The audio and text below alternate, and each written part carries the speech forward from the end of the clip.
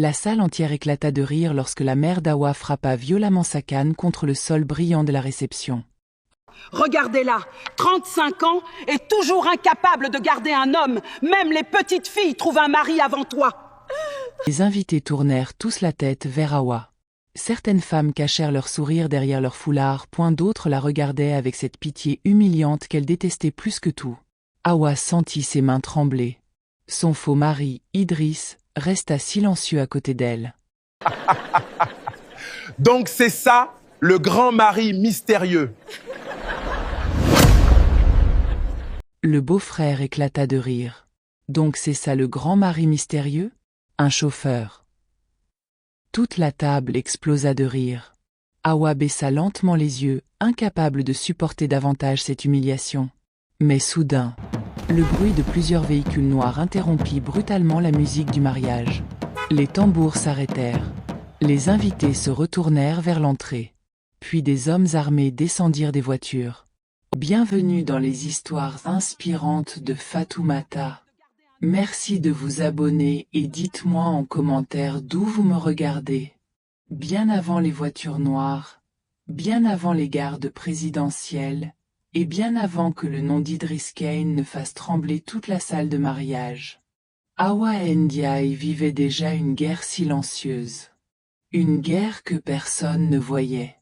Chaque matin, avant même le lever du soleil, elle quittait son petit appartement fatigué du quartier de Grand Yoff avec un sac usé accroché à son épaule. Les murs de son salon étaient fissurés, le ventilateur faisait un bruit métallique inquiétant, et lorsqu'il pleuvait à Dakar, l'eau traversait parfois le plafond. Mais Awa ne se plaignait jamais. À 35 ans, elle travaillait comme institutrice dans une école primaire publique. Son salaire suffisait à peine pour payer le loyer, aider discrètement sa mère malade et acheter quelques vêtements corrects pour éviter les regards moqueurs de ses collègues. Car au Sénégal, dans sa famille du moins, une femme célibataire après 30 ans devenait presque un sujet de honte. Et Awa le ressentait partout. Dans les regards, point dans les silences, point dans les soupirs, point dans les réunions familiales. Chaque dimanche ressemblait à un procès. Sa mère, Kadi Ndiaye, aimait recevoir la famille dans leur grande maison familiale des parcelles assainies. Les tantes arrivaient vêtues de boubous luxueux parfumés au tiouret, les cousines exposaient leurs alliances comme des trophées, et les enfants couraient partout pendant que les hommes parlaient politique et argent. Mais des Kawa entraient dans la cour. Les conversations changeaient. Toujours. Awa est là. Puis venaient les regards, ces regards lourds, compatissants, humiliants, comme si elle avait échoué dans la mission principale de toute femme.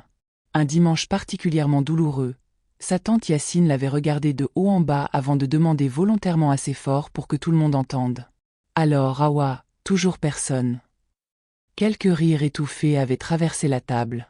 Awa avait forcé un sourire. « Je prends mon temps, tata. » Mais Yacine avait immédiatement répliqué. « À force de prendre ton temps, les hommes prennent les femmes plus jeunes. » Toute la table éclata de rire.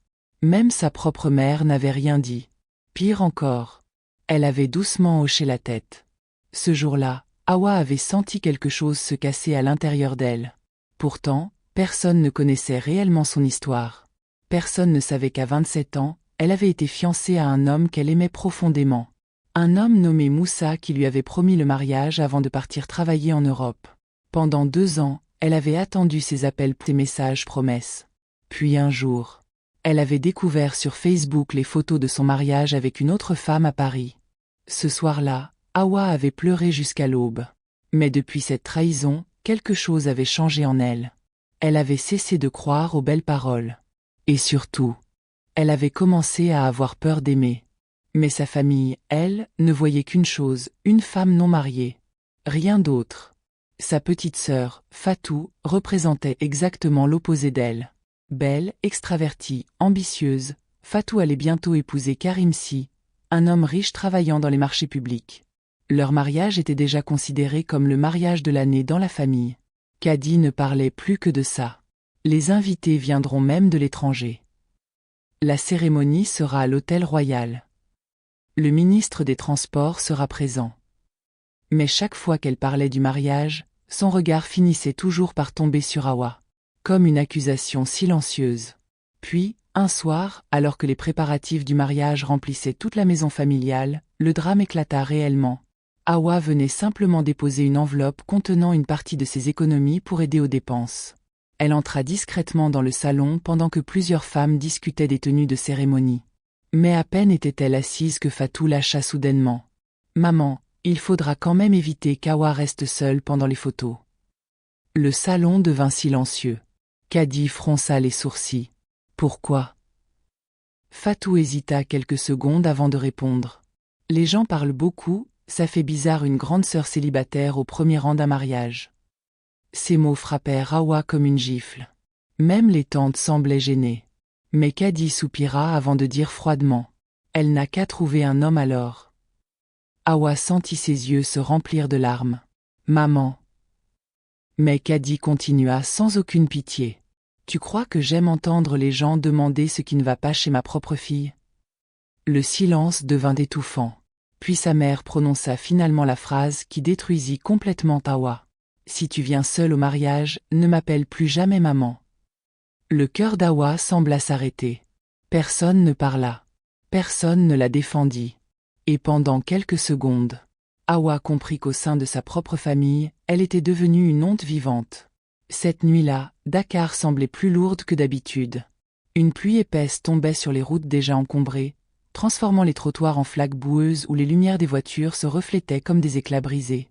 Awa marchait rapidement sous son petit parapluie noir, le cœur encore écrasé par les paroles de sa mère. « Si tu viens seule au mariage, ne m'appelle plus jamais maman. » La phrase tournait encore dans sa tête comme une malédiction. Elle avait quitté la maison familiale en silence, incapable de retenir ses larmes plus longtemps. Même dans le taxi collectif qui la ramenait vers Grand Yoff, elle sentait encore les regards des autres passagers sur son visage fatigué. Lorsqu'elle descendit enfin près de son immeuble, la pluie s'intensifia brutalement. En quelques secondes, le quartier entier sembla disparaître derrière un rideau d'eau. Awa accéléra le pas. Puis soudain, le moteur d'une voiture garée un peu plus loin explosa dans un bruit sec avant de s'éteindre complètement. Un homme sortit du véhicule. Grand calme, silencieux. Sous la lumière vacillante d'un lampadaire, Awa aperçut un costume sombre trempé par la pluie. L'homme ouvrit le capot de la voiture sans montrer le moindre signe de colère. Étrangement, il paraissait trop élégant pour cette vieille berline poussiéreuse. Awa détourna les yeux immédiatement. À Dakar, une femme seule la nuit évitait de parler aux inconnus. Mais alors qu'elle passait près de lui, son talon se coinça brutalement dans une fissure du trottoir glissant. Elle perdit l'équilibre. Avant même qu'elle ne touche le sol, une main ferme la rattrapa. « Attention !» Sa voix était grave, posée, étrangement rassurante. Awa releva lentement les yeux. L'homme la regardait avec calme, sans insistance déplacée, sans ce sourire lourd que beaucoup d'hommes affichaient lorsqu'ils voyaient une femme vulnérable. « Merci. » Elle tenta de retirer doucement sa main, gênée.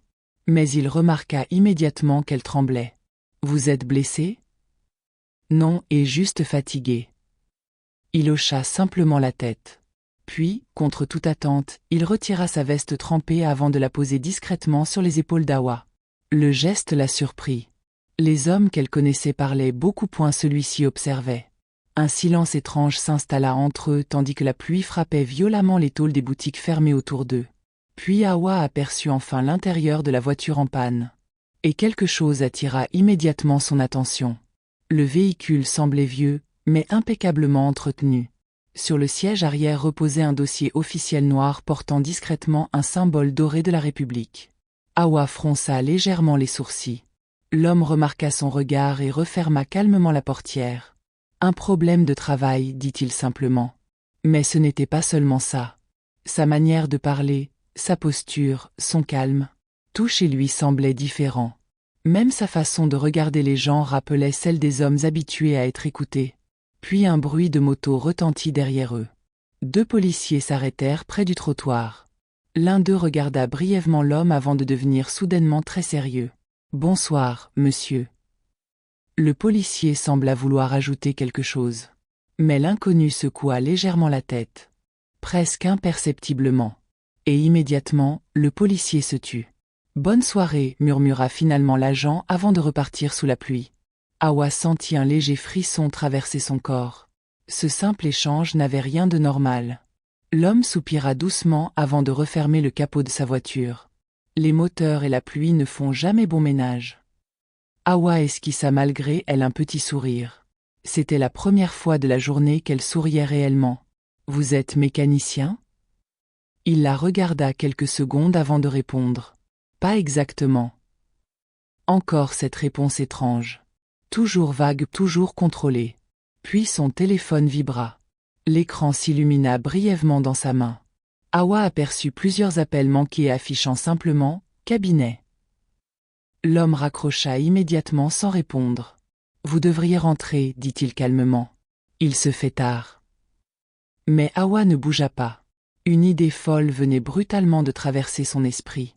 Complètement folle. Ridicule. Impossible.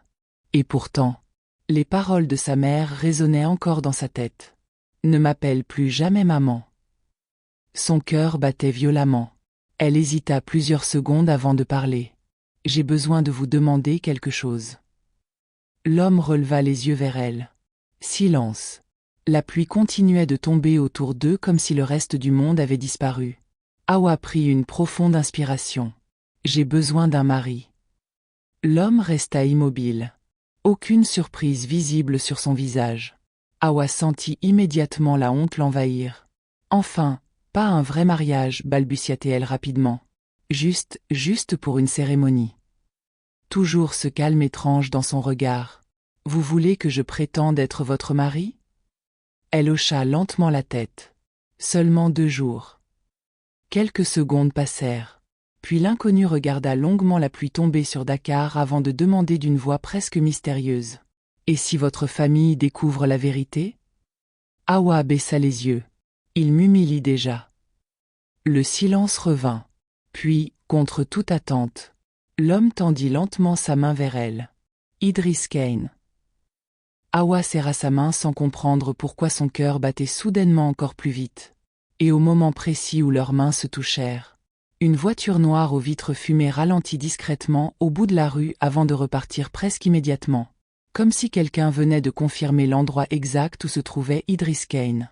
Le lendemain matin, Hawa sentit son ventre se nouer dès qu'elle entra dans la maison familiale avec Idriss à ses côtés. Toutes les conversations s'arrêtèrent immédiatement. Les regards glissèrent sur le costume sombre d'Idriss, sur sa posture calme, puis revinrent vers Hawa avec une surprise méfiante. Sa mère fronça les sourcils. « Tu ne nous avais jamais parlé de lui. » Hawa força un sourire nerveux. Tout est allé très vite.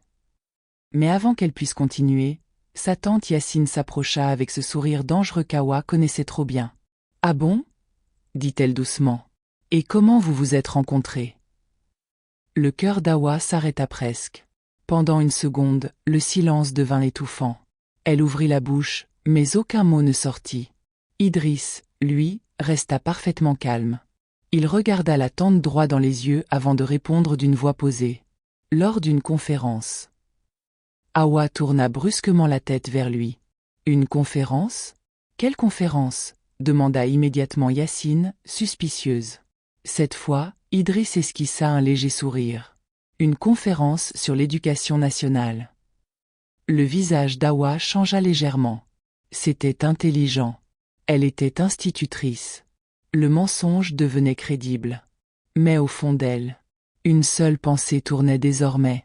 Comment cet homme savait-il mentir avec autant de facilité ? Après l'interrogatoire étouffant de la famille, Hawa sentit qu'elle ne pouvait plus respirer dans cette maison. Chaque regard semblait chercher une faille, chaque sourire cachait un doute. Même sa propre mère continuait d'observer Idriss comme si elle attendait le moment exact où le mensonge allait s'écrouler. Alors, en fin d'après-midi, Hawa proposa discrètement. On devrait aller récupérer les vêtements pour le mariage. Sa mère accepta immédiatement, surtout parce qu'elle voulait voir si Idriss pouvait réellement payer quelque chose. Mais une fois dehors, Hawa poussa enfin un long soupir de soulagement. Les rues de Dakar étaient encore humides après la pluie de la veille. Les vendeurs ambulants criaient près des trottoirs, les taxis klaxonnaient dans tous les sens, et l'air sentait le café tout bas et la poussière chaude. Pendant plusieurs minutes, ils marchèrent en silence. Puis Idriss finit par dire calmement. « Votre tante Yacine aime poser des pièges. Hawa éclata malgré elle d'un petit rire. Un vrai rire. Le premier depuis des semaines. Vous n'avez encore rien vu. Il tourna légèrement la tête vers elle. Donc ça peut être pire? Beaucoup pire. Un léger sourire apparut enfin sur le visage d'Idriss. Et ce simple sourire troubla Hawa plus qu'elle ne voulait l'admettre. Parce qu'il changeait complètement son visage. Depuis leur rencontre, il semblait toujours sérieux, presque inaccessible.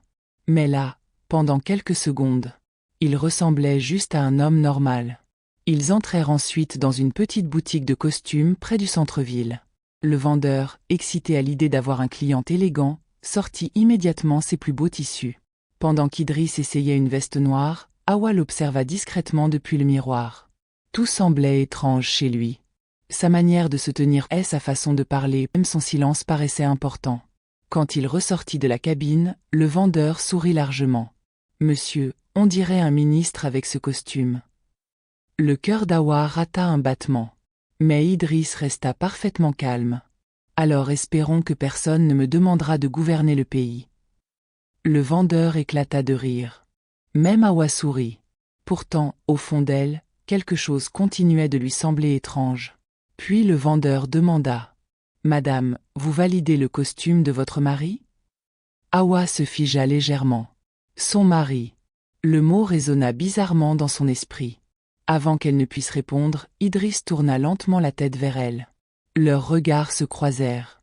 Et pendant quelques secondes, tout le bruit de la boutique sembla disparaître. Hawa sentit son cœur accélérer sans comprendre pourquoi. Elle détourna rapidement les yeux. Oui, il est parfait. En sortant de la boutique, le soleil commençait à tomber sur Dakar. Les lumières oranges du soir glissaient sur les immeubles pendant que la circulation devenait de plus en plus dense. Puis soudain, Idriss s'arrêta devant un petit vendeur de café. « Vous aimez le café Touba ?»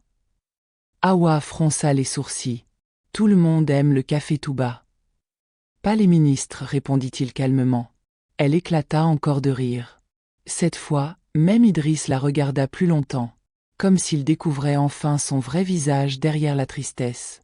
Ils burent leur café debout au bord de la route pendant que le soleil disparaissait lentement derrière la ville. Et pour la première fois depuis des années, Hawa ne se sentit plus seule. Le soir même, Hawa comprit rapidement que le calme n'allait pas durer. À peine entrée dans la maison familiale, les regards recommencèrent. Sa tante Yacine observait discrètement les chaussures d'Idriss, sa sœur Fatou examinait sa montre pointe et le beau-frère, Karim, affichait déjà ce sourire arrogant qu'Hawa détestait. Pendant le dîner, la tension devint insupportable. Karim posa lentement son verre avant de demander. « Alors Idriss, vous travaillez dans quoi exactement ?» Hawa sentit immédiatement le piège. Mais Idriss resta calme. Dans l'administration. Karim éclata aussitôt de rire. Administration? Ça veut tout et rien dire. Quelques invités rirent nerveusement. Puis Fatou regarda Hawa avec mépris avant de lâcher. Franchement grande sœur, même ton faux mari paraît pauvre. Le silence tomba brutalement.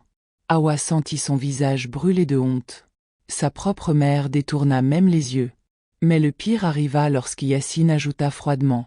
À son âge, une femme accepte parfois n'importe quoi juste pour dire qu'elle a un homme.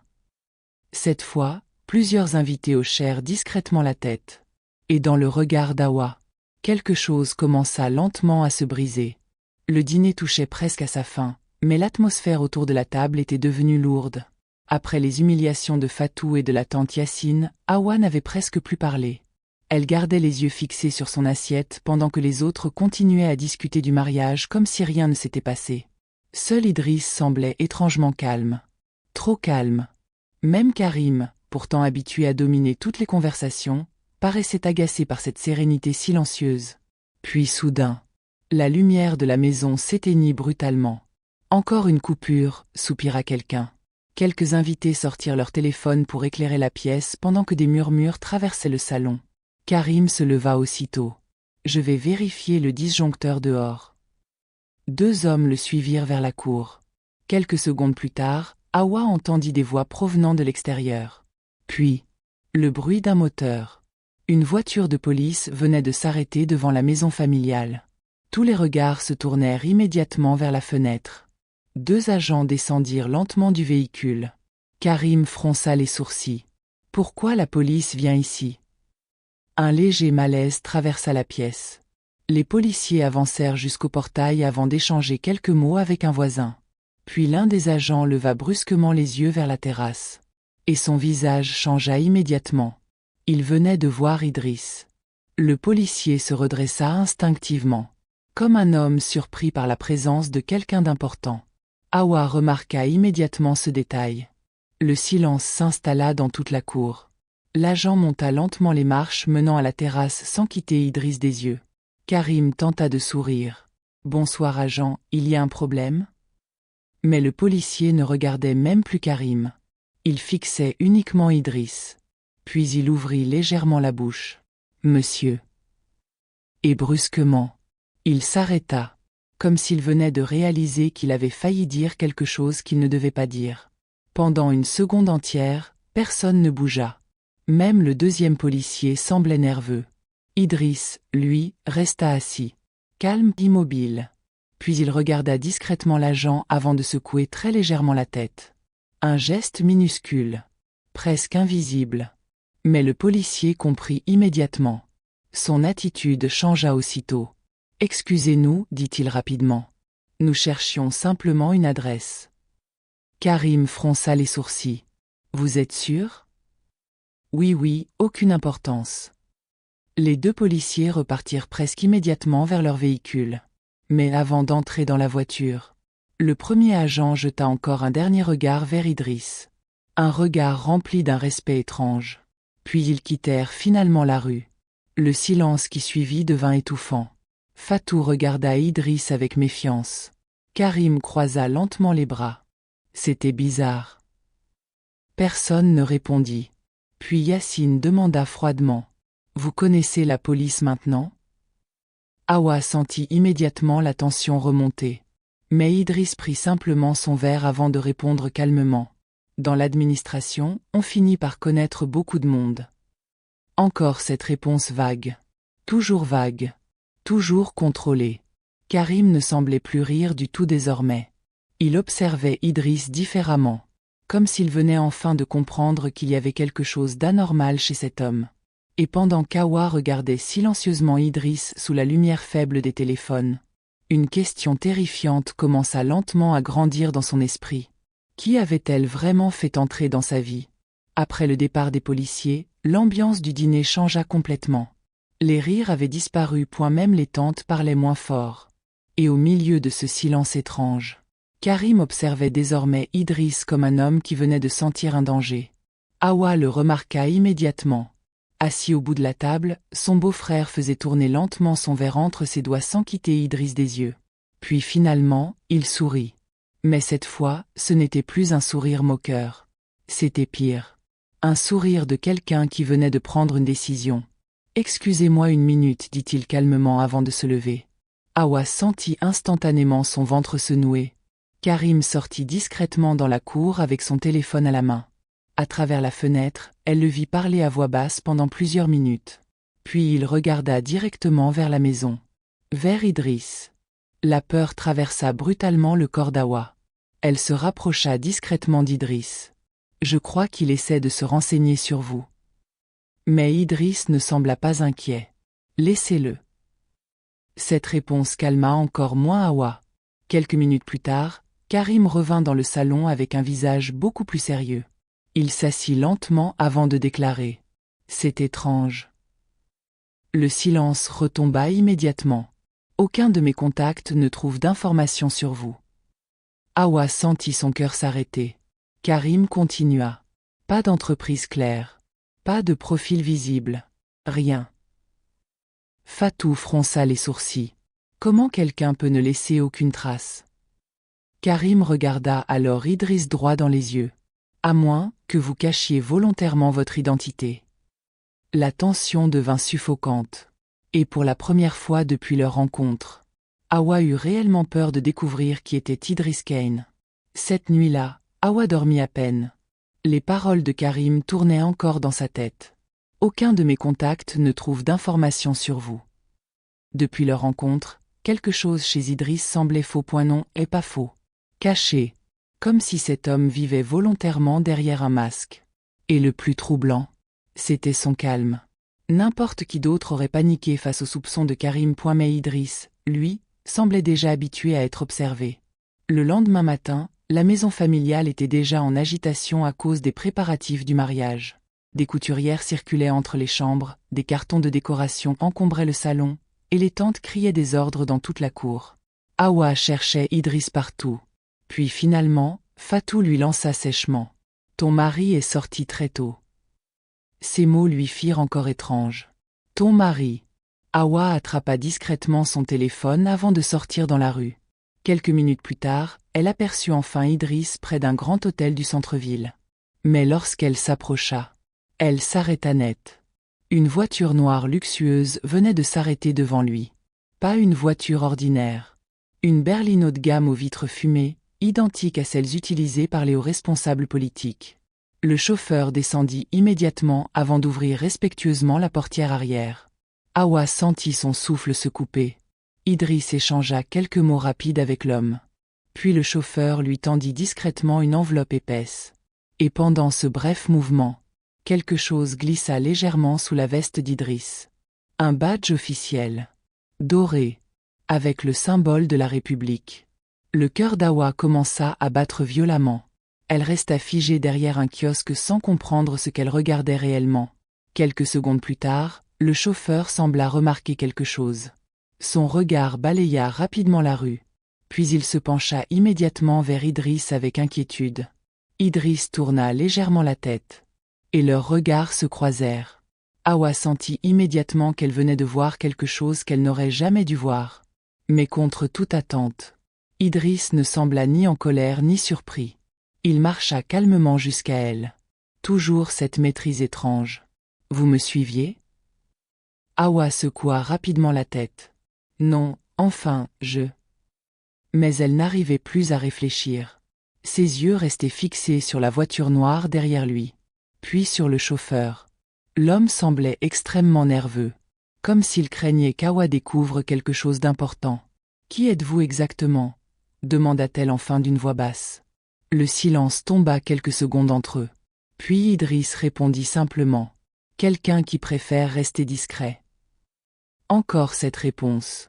Toujours vague. Toujours incomplète. Mais avant qu'Hawa puisse insister davantage. Le téléphone d'Idriss vibra brusquement. Cette fois, elle aperçut clairement le nom affiché à l'écran. Présidence. Le monde sembla s'arrêter autour d'elle. Idriss regarda immédiatement l'écran avant de couper l'appel sans répondre. Puis il leva lentement les yeux vers Hawa. Et pour la première fois depuis leur rencontre, elle aperçut quelque chose de différent dans son regard.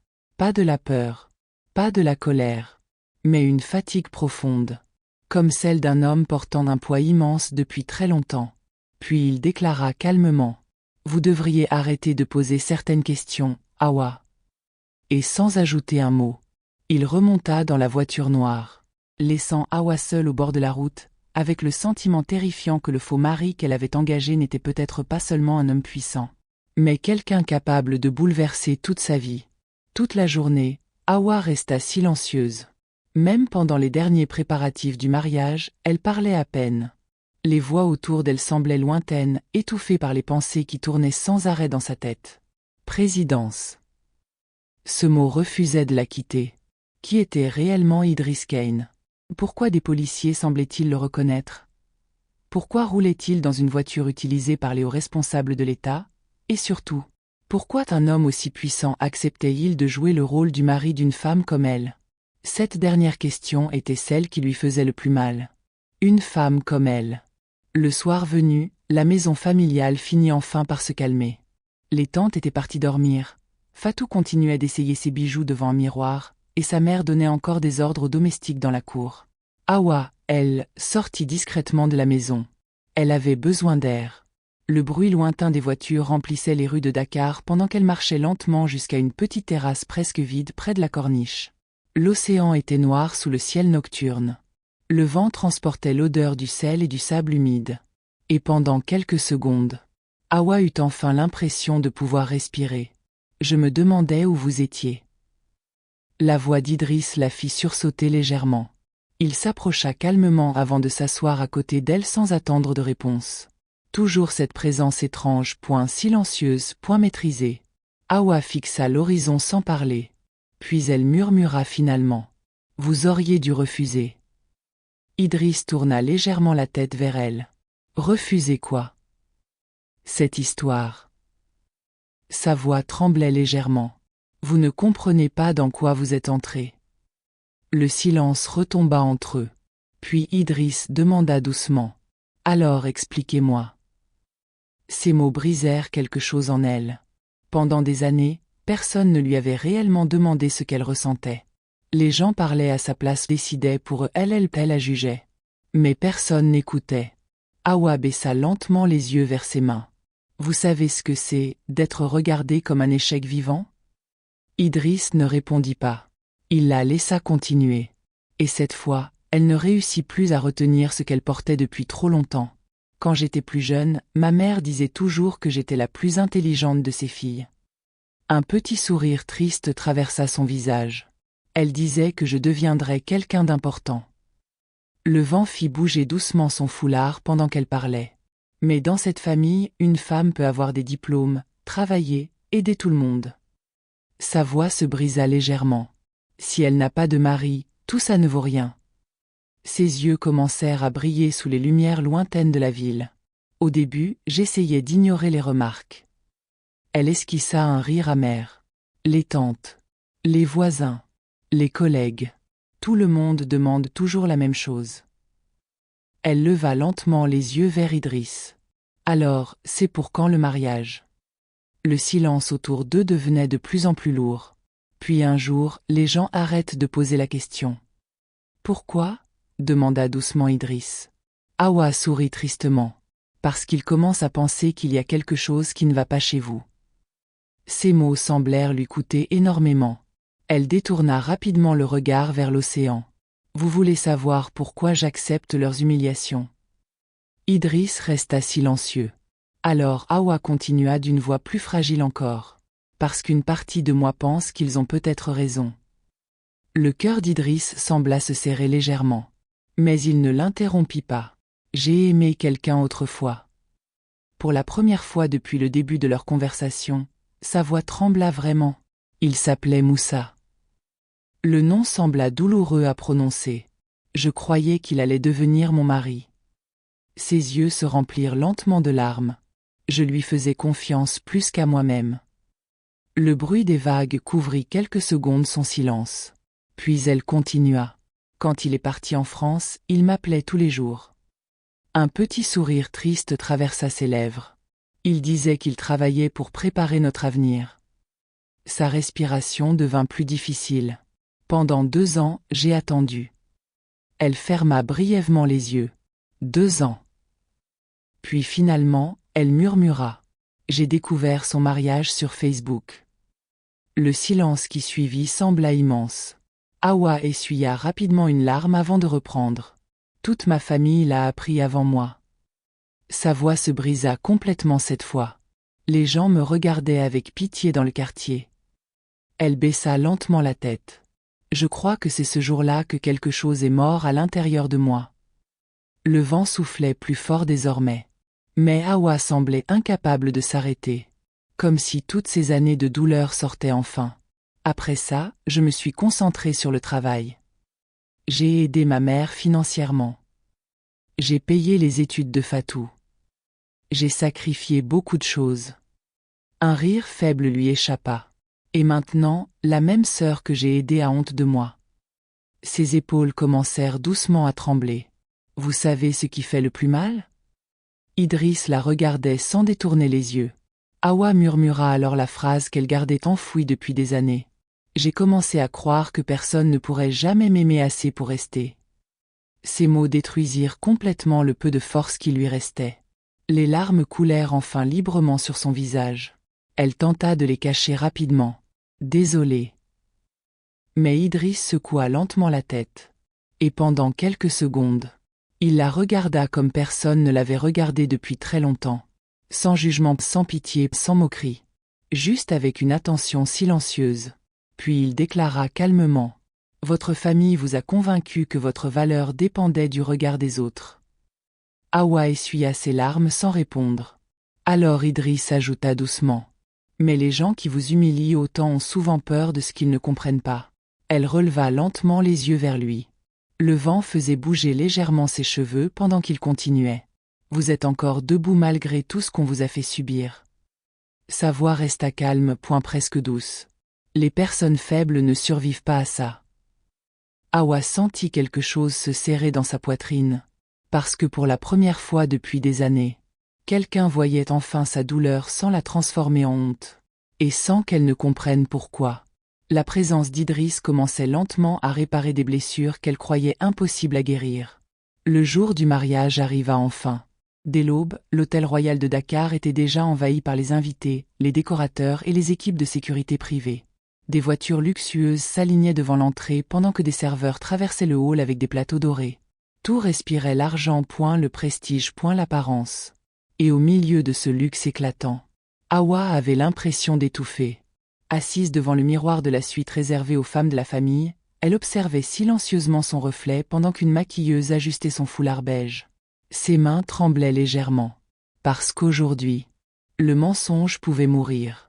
Depuis leur conversation à la corniche, quelque chose avait changé entre elle et Idriss. Elle ne voyait plus seulement l'homme mystérieux qu'elle avait engagé. Elle voyait désormais quelqu'un portant ses propres blessures derrière son calme étrange. Mais malgré cela, la peur ne quittait plus son ventre. Karim préparait quelque chose. Elle le sentait. Depuis 2 jours, son beau-frère passait son temps au téléphone, échangeant des regards suspects avec certains invités influents. Et chaque fois qu'il croisait Idriss, son sourire devenait plus dangereux. La cérémonie débuta finalement sous les applaudissements. Fatou entra dans la grande salle vêtue d'une robe blanche couverte de broderies brillantes pendant que les musiciens jouaient des tambours traditionnels. Les invités filmaient, point les femmes poussaient des cris de joie, point les hommes riaient autour des tables luxueuses. Mais à la table familiale, la tension était presque insupportable. Hawa sentait les regards constants de Karim sur Idriss. Et le pire, c'était qu'Idriss semblait parfaitement calme. Toujours trop calme. Comme un homme qui savait déjà quelque chose que les autres ignoraient encore. Puis soudain, Karim se leva. Le bruit de sa chaise attira immédiatement plusieurs regards. Il ajusta lentement sa veste avant de sourire à toute l'assemblée. « Excusez-moi quelques minutes. » Sa voix résonna dans le micro utilisé pour les discours. Hawa sentit immédiatement son cœur accélérer. Quelque chose n'allait pas. Karim leva alors son verre avec un sourire faussement élégant. Avant de continuer cette magnifique soirée, j'aimerais parler d'un sujet important. Le silence tomba progressivement dans la salle. Hawa sentit ses mains devenir glacées. Puis Karim tourna lentement la tête vers Idriss. Parce qu'aujourd'hui, certaines personnes parmi nous ne sont peut-être pas celles qu'elles prétendent être. Un murmure traversa immédiatement les invités. Le sang quitta brutalement le visage d'Hawa. Non, pas maintenant. Karim continua calmement. Depuis 2 jours, j'essaie de comprendre qui est réellement le mari de notre chère Hawa. Plusieurs personnes commencèrent déjà à se retourner vers leur table. Fatou fronça les sourcils. La mère d'Hawa devenait nerveuse. Mais Karim, lui, semblait savourer chaque seconde. Étrangement, personne ne connaît cet homme. Il regarda directement Idriss. Aucune entreprise claire. Aucune activité officielle. Aucun passé visible. La salle entière écoutait désormais. Hawa sentit la panique monter dans sa poitrine. Puis Karim lâcha brutalement. Et je pense que cet homme ment à toute cette famille. Explosion de murmures dans la salle. La mère d'Hawa tourna immédiatement vers elle un regard rempli de colère et de honte. Hawa. Mais elle était incapable de parler. Karim fit alors signe vers l'entrée principale. Et quelques secondes plus tard, 2 policiers entrèrent dans la salle. Le cœur d'Hawa sembla s'arrêter. Plusieurs invités se levèrent légèrement de leur siège. Les musiciens cessèrent de jouer. Même Fatou paraissait choqué. Karim s'approcha lentement des policiers avant de déclarer suffisamment fort pour que tout le monde entende. « Je pense que cet homme utilise une fausse identité. » Un silence terrifiant envahit toute la salle. Puis le policier principal avança vers Idriss. Hawa sentit ses jambes trembler. C'était fini. Le mensonge allait exploser devant tout le pays. Sa mère allait la rejeter, et la famille allait l'humilier pour toujours. Et Idriss. Qui était-il réellement? Le policier s'arrêta finalement devant leur table. Toute la salle retenait son souffle. Puis il demanda. Votre pièce d'identité, monsieur. Hawa sentit son cœur battre si fort qu'elle avait presque du mal à respirer. Mais Idriss resta assis, calme. Toujours ce calme impossible. Puis il leva lentement les yeux vers le policier. Et pendant quelques secondes, quelque chose changea dans le visage de l'agent. Une hésitation. Comme une reconnaissance soudaine. Le policier fixa Idriss plus attentivement. Puis ses yeux s'agrandirent brutalement. Hawa le vit immédiatement. L'homme venait de comprendre quelque chose. Quelque chose de grave. Le policier recula légèrement. Mons. Il s'interrompit immédiatement. Son visage devenait pâle. Karim fronça les sourcils. Alors. Mais avant que le policier ne puisse répondre, un vacarme explosa soudainement à l'extérieur de l'hôtel. Toute la salle se retourna vers l'entrée principale. Puis les portes de la réception s'ouvrirent violemment. Des hommes en costume noir envahirent immédiatement le bâtiment. Oreillette, les invités paniquèrent instantanément. Qu'est-ce qui se passe? C'est la sécurité présidentielle. Le chaos explosa dans toute la salle. Même les policiers reculèrent immédiatement. Puis un homme imposant entra au centre de la réception avant de regarder directement Idriss. Et soudain, tous les gardes se redressèrent au garde-à-vous. Le silence devint absolu. Puis l'homme déclara d'une voix forte. « Monsieur le ministre, le président vous attend immédiatement. » Le monde sembla s'arrêter. Plus personne ne respirait. Le verre de Karim glissa de ses mains avant d'exploser au sol. Fatou devint blanche.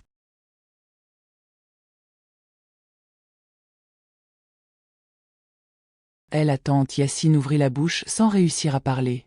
Et la mère d'Hawa tremblait littéralement. Hawa tourna lentement les yeux vers Idriss. Son cerveau refusait de comprendre ce qu'elle venait d'entendre. Monsieur le ministre. Depuis le début, elle avait amené un ministre au mariage. Mais le pire arriva ensuite. Parce qu'Idriss se leva lentement, avant de regarder directement Karim. Et pour la première fois depuis leur rencontre, son regard ne contenait plus aucune douceur, seulement du pouvoir, du vrai. Puis il déclara calmement. Vous vouliez connaître mon identité. Le silence dans la salle devenait presque irréel. Idriss ajusta lentement sa veste noire. Puis il ajouta. Maintenant, vous la connaissez. Et dans toute la réception, personne n'osa plus prononcer un seul mot. Le silence qui envahit la salle après les paroles des gardes présidentiels était presque irréel. Même la musique semblait morte. Plus personne ne bougeait. Les invités restaient figés autour des tables luxueuses, les yeux rivés sur Idriss comme si l'homme assis parmi eux venait soudainement de devenir quelqu'un d'autre. Et d'une certaine manière, c'était exactement ce qui venait de se produire. Hawa sentit son souffle devenir irrégulier. Monsieur le ministre. Ces trois mots tournaient encore dans sa tête sans réussir à trouver un sens logique. Son regard glissa lentement vers Idriss. Le même homme qu'elle avait rencontré sous la pluie, le même homme qui buvait du café tout bas avec elle au bord de la route, le même homme silencieux qui avait écouté ses blessures toute une nuit. Et pourtant, tout le monde autour d'eux semblait désormais le regarder avec une peur presque instinctive. Karim recula légèrement.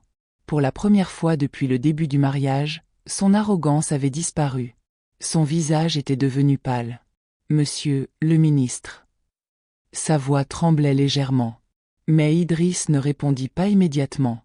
Il resta debout au centre de la salle pendant que les gardes présidentiels sécurisaient discrètement les alentours. Certains invités avaient déjà sorti leur téléphone pour filmer la scène. Les murmures explosaient partout. C'est Idriss Kane, le ministre des Réformes. Impossible. Pourquoi était-il ici? La tante Yassine semblait incapable de respirer correctement. Quant à Kadi, la mère d'Hawa, elle regardait désormais sa propre fille comme une étrangère, comme si elle découvrait brutalement qu'elle ne connaissait absolument rien de la femme qu'elle avait humiliée pendant des années. Puis finalement, Idriss prit la parole. Sa voix était calme. Mais cette fois, ce calme n'avait plus rien d'ordinaire. C'était l'assurance froide d'un homme habitué au pouvoir. Oui. Un seul mot. Et pourtant, ce mot écrasa toute la salle. Karim secoua lentement la tête comme s'il refusait encore de croire ce qu'il entendait. Non, ce n'est pas possible. Mais l'un des gardes présidentiels s'approcha immédiatement. Monsieur le ministre, le convoi doit partir dans 10 minutes. Le garde parlait avec un respect absolu. Pas le respect forcé d'un employé. Le respect réel que l'on réserve aux hommes dangereux ou extrêmement puissants. Et soudain, tous les petits détails que personne n'avait compris commencèrent à revenir dans l'esprit d'Awa. Les policiers nerveux pellent du cabinet, badge officiel pointait la voiture noire, téléphone affichant présidence. Tout prenait enfin un sens. Mais le plus choquant, c'était qu'Idriss avait volontairement accepté de jouer le rôle d'un homme ordinaire. Le regard d'Awa trembla légèrement. Pourquoi ? Elle n'avait même pas réalisé qu'elle venait de parler à voix haute. Toute la salle se tourna vers elle. Mais Idriss la regarda directement. Et pendant une seconde, malgré les gardes, malgré le chaos, malgré le pouvoir qui l'entourait désormais, elle retrouva l'homme calme qu'elle avait rencontré sous la pluie. Puis il répondit simplement. Parce que je voulais respirer. Le silence retomba immédiatement. Personne ne comprenait vraiment ces mots. Mais Awa, elle, comprenait. Au moins un peu. Alors Idriss continua lentement. Depuis des années, chaque personne qui s'approche de moi veut quelque chose. Il regarda brièvement la salle luxueuse autour de lui. De l'argent. Du pouvoir. Des contrats. Des faveurs. Son regard revint ensuite vers Awa. Mais elle. Toute la salle semblait suspendue à ses paroles. Elle m'a parlé sans savoir qui j'étais. Le cœur d'Awa se serra brutalement. Karim tenta encore de reprendre le contrôle. Si vous êtes vraiment ministre, pourquoi cacher votre identité ? Cette fois, Idriss tourna lentement la tête vers lui. Et l'atmosphère changea immédiatement. Parce que le regard qu'il posa sur Karim était glacial. Un regard capable de faire taire une pièce entière. Parce que les hommes comme vous existent. Boum. Le choc traversa toute la salle. Même certains invités baissèrent les yeux.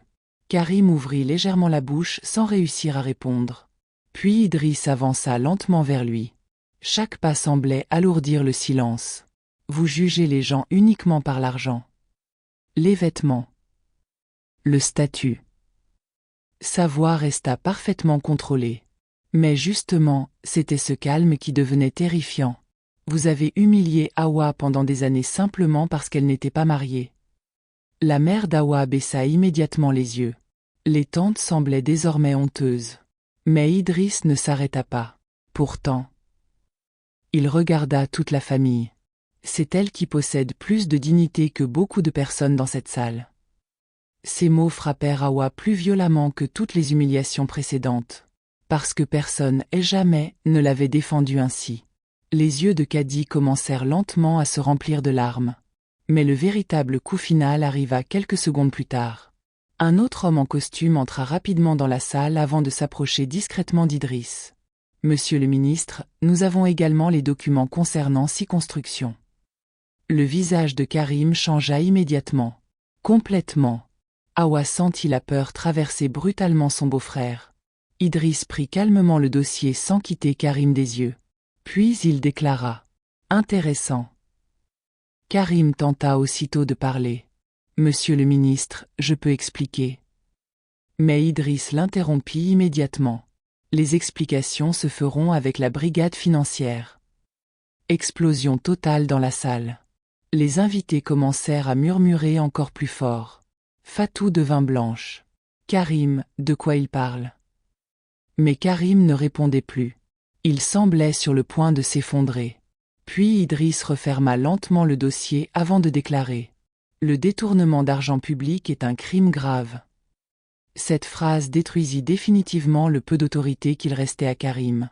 Et soudain, tout le pouvoir social bascula dans la salle.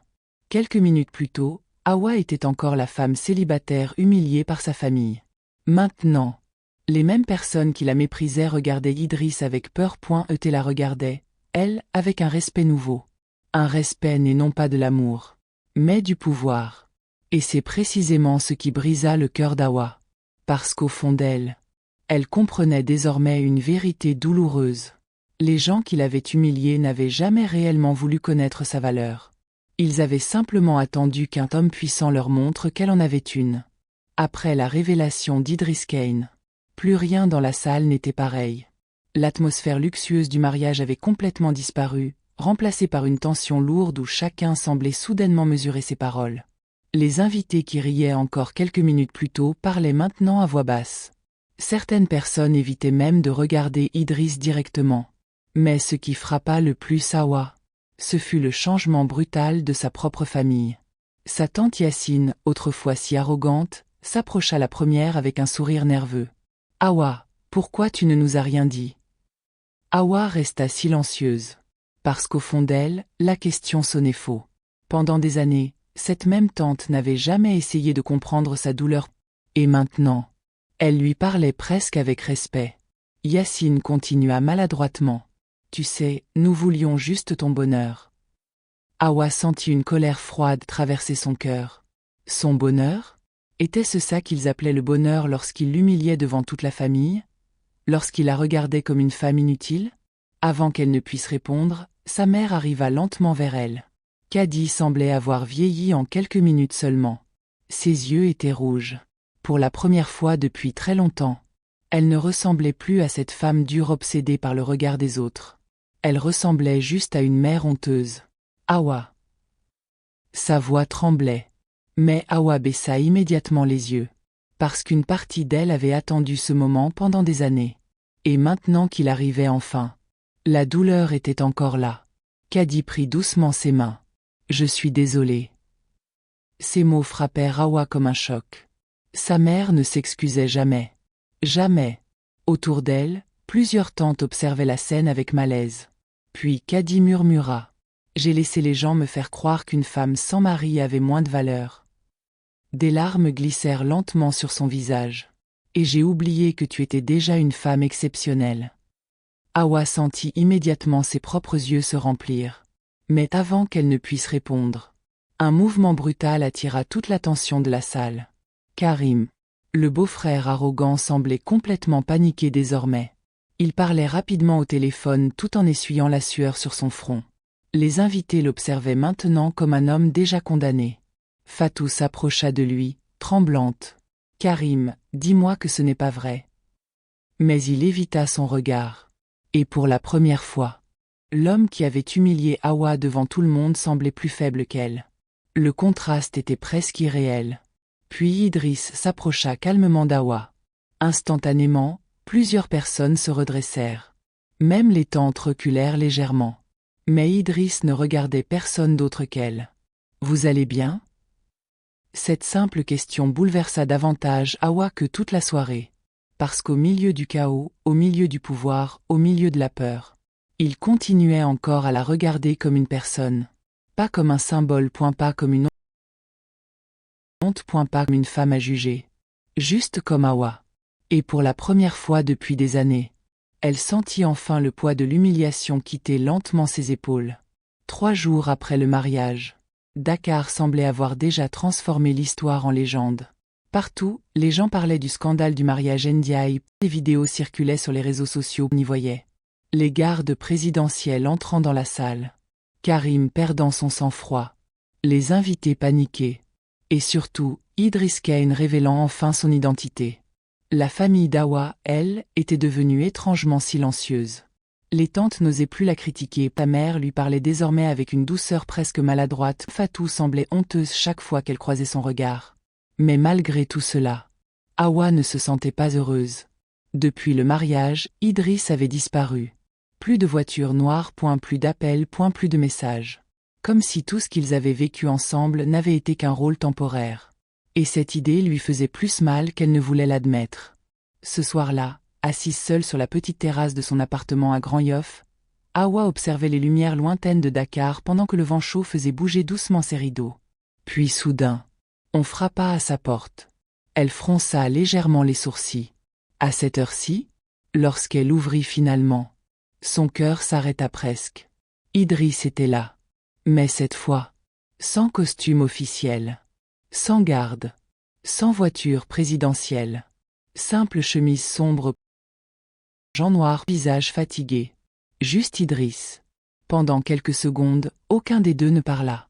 Puis Hawa murmura doucement. « Vous êtes venu seul ?» Un léger sourire apparut sur son visage. « Oui. » Elle observa discrètement derrière lui. Aucun garde-point, aucune sécurité. Le silence entre eux devint étrangement intime. Puis Idriss baissa légèrement les yeux avant de dire calmement. « Je crois que je suis fatigué d'être suivi partout. » Sa voix semblait plus humaine que jamais. Moins contrôlée, politique. Hawa s'écarta doucement pour le laisser entrer. L'appartement était modeste, simple, très loin des salons luxueux où Idriss passait probablement ses journées. Mais lorsqu'il regarda autour de lui, quelque chose dans son expression sembla enfin se détendre. Comme s'il retrouvait un endroit réel après avoir vécu trop longtemps dans un monde artificiel. Hawa lui servit silencieusement du café tout bas. Et pendant quelques minutes, ils parlèrent simplement. Pas de politique, pas de pouvoir, pas de scandale. Juste deux personnes fatiguées par la vie. Puis finalement, Idriss posa lentement sa tasse avant de regarder Hawa droit dans les yeux. Toute ma vie, les gens ont aimé ce que je représente. Le silence remplit doucement la pièce. Le ministre, le pouvoir, l'influence.